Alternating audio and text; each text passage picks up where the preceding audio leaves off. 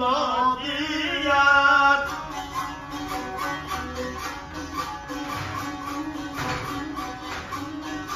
Doğma Resulullah, dilim Molla Molla diyar.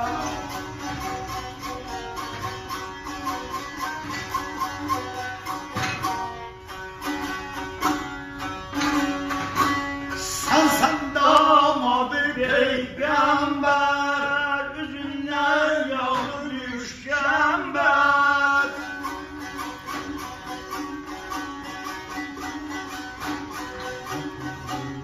Sen damadı peygamber, üzünden yağı düşkember.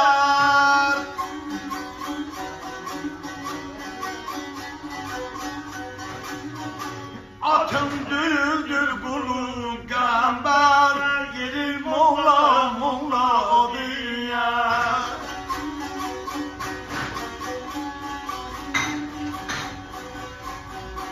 Atım düldül kulun gamber, gelir Molla Molla diye.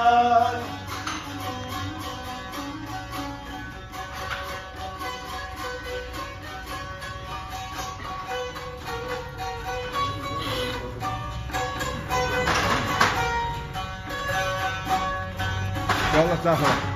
Şimdi de aslan doğumunda durmuşlar Mehraş yolunda.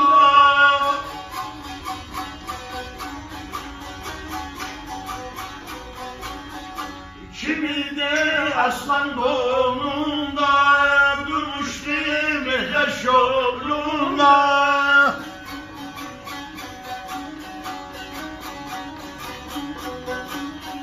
Zülfiyar oynar gününde, çıkar Molla Molla diyar.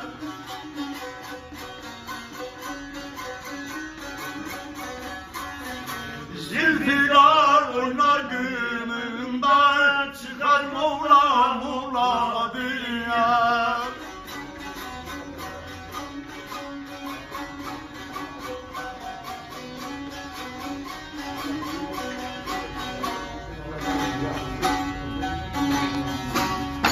Kur'an suresi Yasin, alansan Heyber gelesin.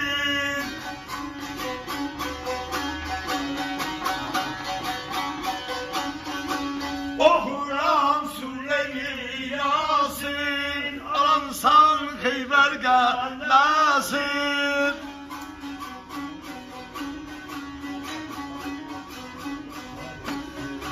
Her şeydi öz ağasın, sesler Molla Molla diye.